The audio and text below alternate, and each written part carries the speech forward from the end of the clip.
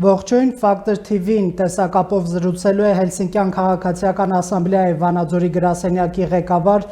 իրավապաշտպան Արթուր Սաքունցի հետ։ Բարև ձեզ, պարոն Սաքունց։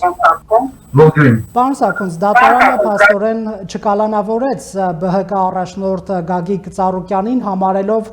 որ նրա ոչ պատշաճ վարքագիծը հնարավոր է նաև կանխել ազատության մեջ գտնվելիս եւ հարկ չկա կալանավորել։ Ինչ է կարծում, Ծառուկյանը ազատության մեջ կարող է խոչընդոտել ընտրակեղծիքների շղթայի բացահայտմանը, որ այս պահին զբաղված է փաստորեն ազգային անվտանգության ծառայությունը։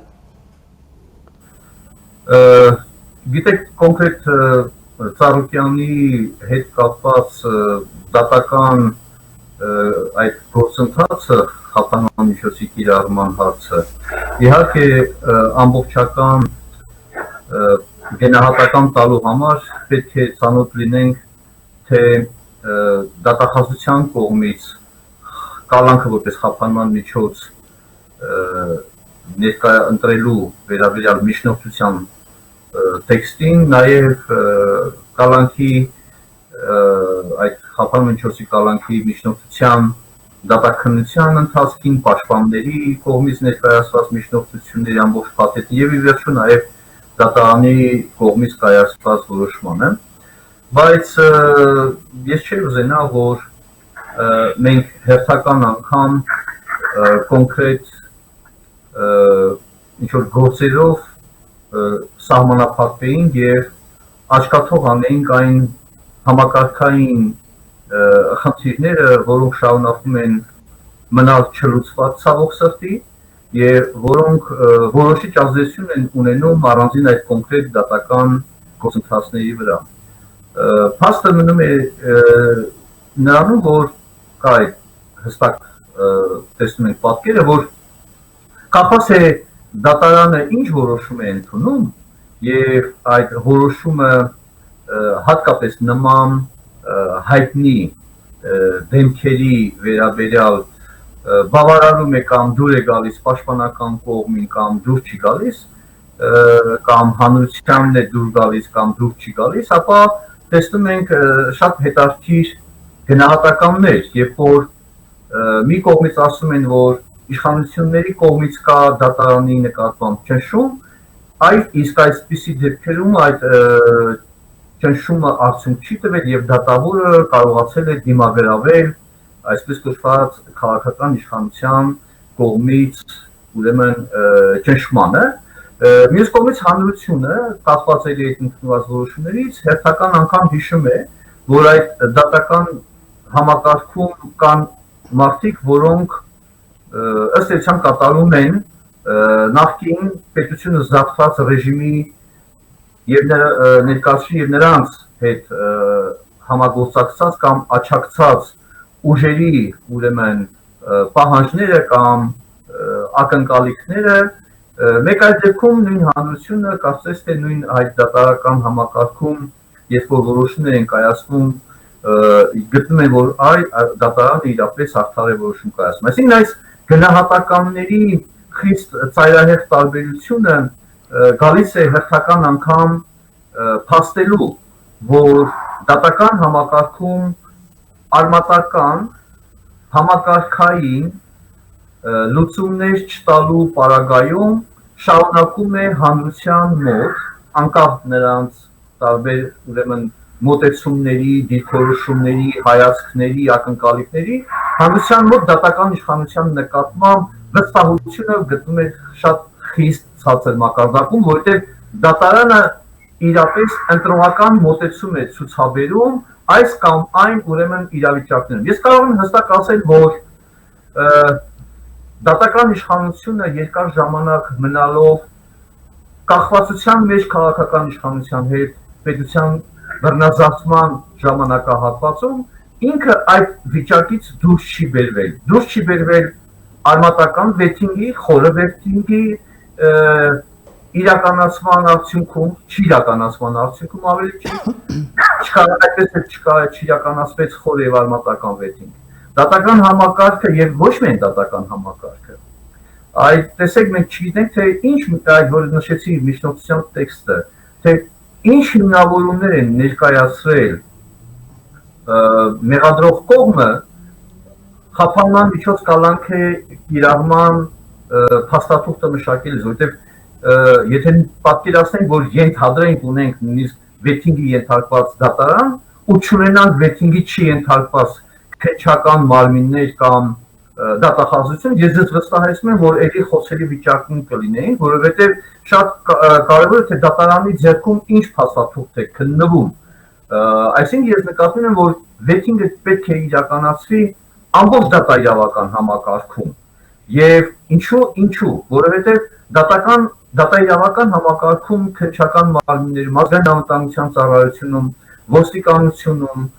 դատախազությունում չպետք է լինեն մարդիկ, որոնք բառացիորեն 2 տարի առաջ գտնվում էին բոլորովին այլ քաղաքական տրամաբանության շրջանակում եւ այլ գործելակերպ էին ցույց տալիս եւ հիմա 2 տարի հետո այդ նույն մարդիկ շարունակում են գործել, ավելի նույն մարդիկ, որոնք քրեական գործեր էին քննում կամ հարուցում կամ ուրեմն մեղադրանք առաջադրում, նրանք կատարում են հստակ քաղաքական պահանջներ։ Հիմա եւ այդ նույն մարդիկ հիմա ինչ են անում։ Բոլորին հակառակ տրամաբանությամբ են գործելու, որոշները գուցե գործում են, որոշները գուցե շարունակում են գործել նախկին տրամաբանության շրջանակում եւ նախկին տրամաբանությունը թելադրած մարդկանց ուրեմն ցանկության շրջանակում։ Ուզում եմ ասել, որ նման հեղեղուկ, նման անկայուն համակարգի պայմաններում ակնկալել արդարադատության իրականացում ինքնին արդեն անիմաստ է եւ այս առումով մենք շարունակում ենք գտնվել տուրբուլենտության վիճակում, որովհետեւ քաղաքական ներկայացությունը հեղափոխությունից հետո չկատարեց այն անհրաժեշտ քայլերը, որի մասին մենք բազմիցս նշում ենք, որ պետության զարթման իրավիճակից Թավշյա հեղափոխությամբ ստեղծված նախադրյալների հիման վրա ժողովրդավարական եւ իրավական պետության վերականգնման ուղղված ջանքերի շրջանակում առաջին եւ անհրաժեշտ քայլը պետք է լիներ պետության զարթմանը քաղաքական եւ իրավական գնահատական տալուն։ Պետական կառավարման համակարգը, դատարանական համակարգը խորը եւ արմատական վեթինգի ենթարկելու։ Այնուհետև նոր սահմանադրության ընդունումով իշխանության տարանջատման եւ փոխզսման սկզբունքը երաշխավորելու միջոցով անցումային արդարադատության ի վերջո այդ համալիր գործիքները կիրառելու միջոցով վերականգնել վստահությունը հանրության մոտ, որպեսզի նման մենք վիճակների կամ նման իրավիճակներում չհանդիպենք կամ չլինենք, երբ որ ընտրողական է ընկալվում նայած քաղաքական կմահաճույքների կամ քաղաքական ակնկալիքների,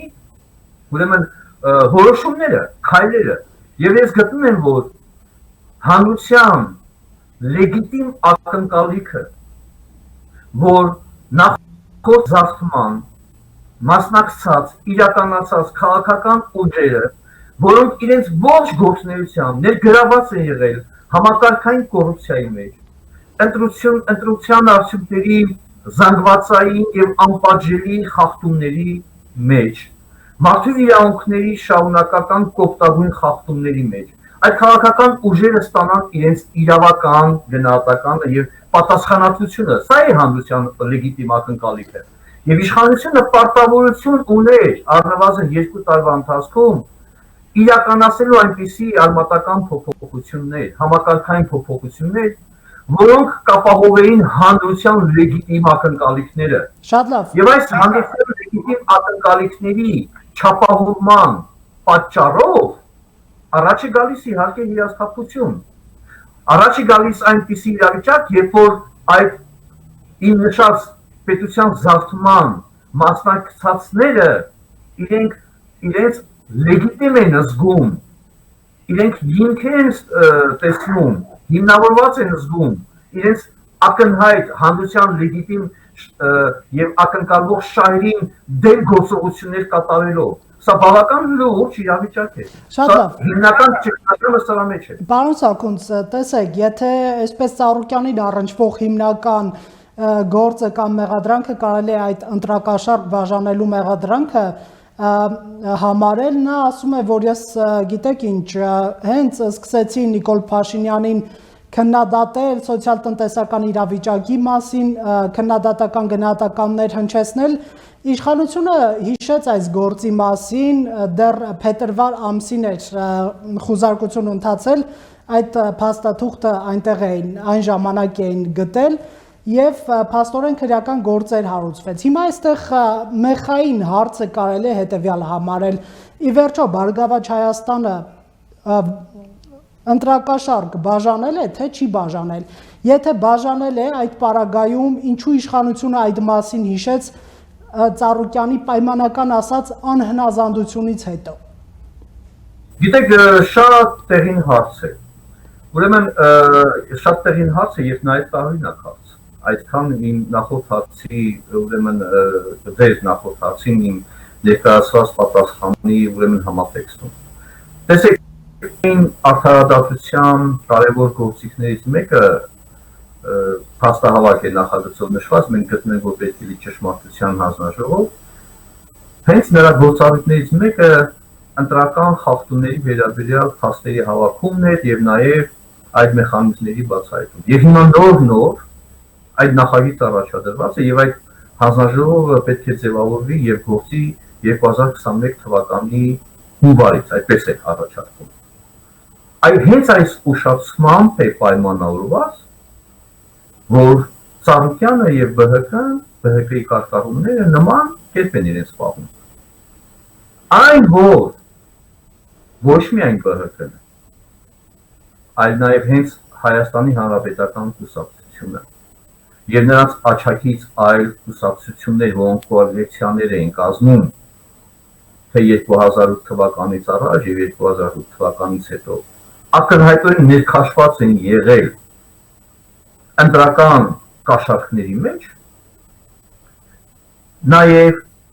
նրանց թողտվությամբ է իրականացվել ընտրական կաշառքների զանգվածային ուրեմն կիրառումը, դա ամրագրված է ոչ միայն տեղական դիտորդական կազմակերպությունների զեկույցներում, այլ նաեւ ԵԱՀԿ ԺՀՄԿ-ի զեկույցներում։ Ուղղակի ամրագրված է, այսինքն այստեղ ինչի մասին է խոսքը։ Խոսքը վերաբերում է, որ ինչու չպետք է քաղաքական գնահատականը տրված լինել Թավշյա հեղափոխությունից հետո, ինչու չպետք է հենց անցումային արդարադատության գործիքները մշակված եւ արդեն իրականացված լիներ, ինչու չպետք է նոր սահմանադրությամբ նոր սահմանադրություն արդեն ընդունված լիներ եւ պետական մարմինները, դատական համակարգերը, դատախազությունը, իրավապահ մարմինները, նույն սահմանադրական դատարանը, որը ըստ էության նույնպես լեգիտիմ չէ եւ մասնակից է եղել այդ ընտրական խախտումների ուրեմն լեգիտիմացմանը, այդ պատկերը ինչու չպետք է լիներ եւ դրանց բացակայության հետևանքով է, որ Ծառուկյանը եւ մնացածները կարող են իրենց թույլ տալ նման կերպ վերաբերվել։ Այսօրանում է, որ հանրության լեգիտիմ ակնկալիքը իր աչքի առջև տեղի ունեցածի հետևանքով եւ շարունակական այդ խախտումների հետևանքով է, որ Թավշյա հեղափոխության մերժեց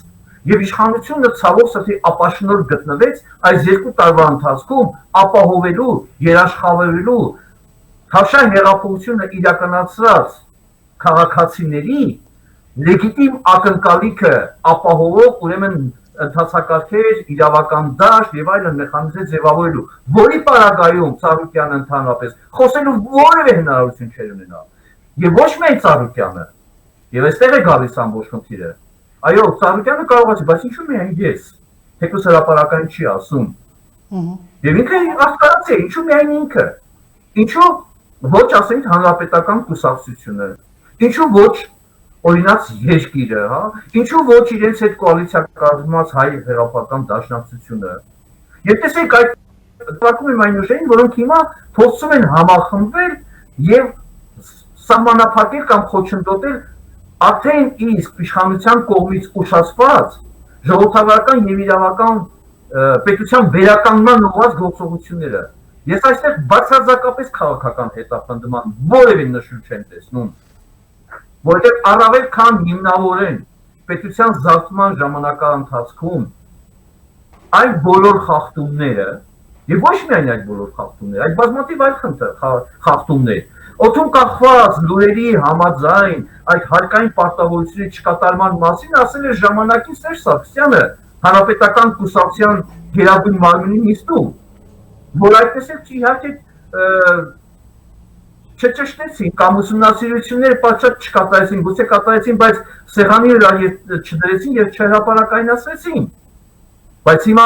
իշխանությունը, երբ որ Թավշյա հեղափոխության ընթացքում կամ արդյունքում ձևավորվում է եւ չի կատարում ժամանակին այդ քայլերը, չնայած հատվածային անում է, նույն ԲՀԿ-ի կուսակցության առանձին ներկայացուցիչի նկատմամբ առանձին քրեական գործեր հարուցված էին, բայց մենք ամբողջ ժամանակի ընթացքում մշտապես առաջադրում էին համակարգային արմատական փոփոխությունների կատարման անհրաժեշտությունը, այսինքն իշխանության անհետևողականության, հատվածային մոտեցումների հետևանքով ստեղծվել է մի հատ իրավիճակ, որ արդեն Ծառուկյանը կարող է նման ուրեմն հայտարարություն անել քաղաքական հետապնդման մասին։ Դե կներեք։ Շատ լավ, պարոն Սարգսյան, Բարգավաճ Հայաստանի թեմայով երևի թե վերջին հարցը այսօր ազգային անվտանգության ծառայությունը հաղորդագրություն կրկին տարածեց եւ հայտնեց, որ ԲՀԿ-ի կողմից ընտրակաշառքի այսպես նոր փաստեր են իհայտ գալիս, իրենք ձեռք բերում, ինչպես նաեւ դիմեց հանրությանը նշելով, որ եթե ունեք այդպիսի տեղեկություններ, խնդրեցին փոխանցել ազգային անվտանգության ծառայությանը, դուք սա ինչպես եք վերաբերվում սրան, երբ հանրությունը պետք է ըստ էության ներգրավի նաև ընտրակեղծիքների բացահայտման գործին, արդեն իսկ կա մեկնաբանություն, որ սա կարող է այսպես սուտ մատնությունների ինչ-որ հիմք դառնալ, ինչ եք կարծում։ Ազգային անվտանգության ծառայությունը եւ նրա աշխատակիցները, որոնք առնվազն այդ համակարգում աշխատել են վերջին 15 տարիների ընթացքում, գոնե Բարգավաճ Հայաստան կուսակցության ստեղծման պահից, իրենք առավել քան իրազեկված են, թե ով, որտեղ, ինչ է արել։ Եվ ազգային անվտանգության ծառայությունը լավ կլինի հենց իր աշխատակիցներին տեղերում նրանց լսի, նրանց վկայությունները հավաքի։ Եվ ինձ համար շատ տարօրինակ կլինի, եթե ազգային անվտանգության ծառայությունը հայտարարի, որ իր աշխատակիցները ոչինչ չգիտեն։ Այդ ինչպես։ Ուրեմն օպերատիվ աշխատանք, երբ որ կատարում էր այդ ազգային անվտանգության ծառայությունը քաղաքական ընդդիմադիրների, քաղաքացիական ակտիվիստների, իրավապաշտպանների, լրագրողների նկատմամբ, այդ նույն օպերատիվ աշխատանքները կատարել են նաև բոլոր քաղաքական գործիչների նկատմամբ եւ կուսակցությունների նկատմամբ եւ բավական մեծ պաշար ունեն։ Այս հայտարարությունը ես որակում եմ հերթական անգամ ազգային անվտանգության ծառայության կողմից իրենց այսպես կոչված դոքսերները չօգտագործելու փաստի մասին, վկայում է դրա մասին, եւ սա եւս վկայում է, որ համակարգում շարունակում են մնալ մարդիկ, որոնք գիտեն, բայց լռում են, որոնք պատշաճ ջանք չեն գործադրում այդ տվյալները ներկայացնելու հենց նույն ազգային անվտանգության ծառայության քննչական ծառայության կողմից հարուցված քրեական գործը քննող մարմնին։ Բարի եղեք, պարոնայք, ձեր օպերներին, ձեր աշխատակիցներին, որոնք այդ տարիներին գործել են,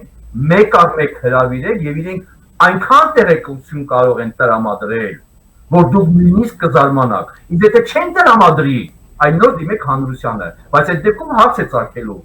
Այդ ինչպես են աշխատել, որ չունեն նման տեղեկություն։ Շատ լավ, պարոն Սաքունց, հաջորդ կարևորագույն, երևի թե օրվա կարևորագույն թեման Սահմանադրական դատարանի անդամների, այսպես 12 տարի պաշտոնավարած անդամների լիազորությունների դադարեցման հարցն է, գիտենք ազգային ժողովը առաջին ընթերցման պարտահերթ նիստում ընդունել է այդ նախագիծը եւ Վենետիկի հանձնաժողովն էլ կարծես թե դրական եզրակացություն է տվել գաղափարին, սակայն առաջարկում է, որպեսզի այդ Սահմանադրական դատարանի անդամներին, ինչպես նաև ներկայիս նախագահ Հրայր Թովմասյանին հեռացնելու համար որոշակի անցումային ժամկետ սահմանել եւ հայեցողությունը թողնված է կառավարությանը, թե ինչքան ժամկետ։ Որն է ձեր գնահատականը, որն է ձեր տեսակետը այս հարցի վերաբերյալ։ Գիտեք, ես բազմիցս ասել եմ եւ հիմա էլ կրկնում եմ, որ ամբողջ այս մեր իրավիճակը պայմանավորված է ոչ թե միայն սահմանադրական դատարանի ոչ լեգիտիմությամբ, այլ ընդհանրապես սահմանադրության ոչ լեգիտիմությամբ։ Այսինքն լեգիտիմ չէ ոչ թե եւ ոչ միայն սահմանադրական դատարանը, լեգիտիմ չէ այս սահմանադրությունը։ Սա ելակետային դրույթ է, որը մշտապես ես շեշտել եմ ու շեշտելու եմ։ Այսինքն պետք է փոխել ոչ թե մեկ սահմանադրական դատարան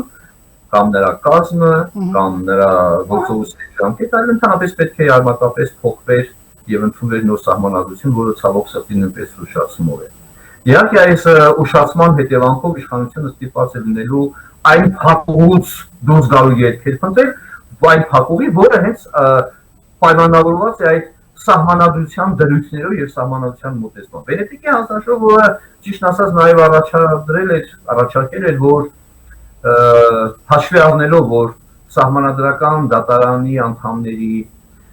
ժամկետի փոփոխման հարցը վերաբերում է սահմանադրական դատարանին եւ այդտեղ կա որոշակի հակասություն շահերի բախում, բայց այնուամենայնիվ սահմանադրական դատարանը գոնե պետք է